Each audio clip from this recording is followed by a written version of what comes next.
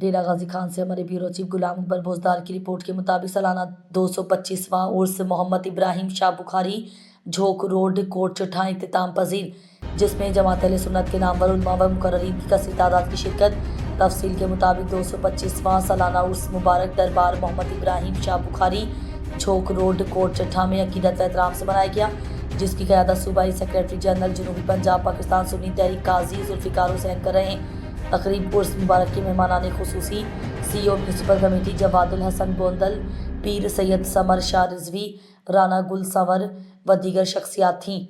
اختتامی نشست سے مولانا پیر سید شبیر حسین جلالی، صاحبزادہ محمد صادق رسول خضری، قاری محمد جمشید احمد فریدی و دیگر نے روحانی خطاب کر کے حاضرین محفل عرس سے خوب داد وصول کی اور نامور نعت خواں نے بھی اپنے تازہ کلام پیش کیے۔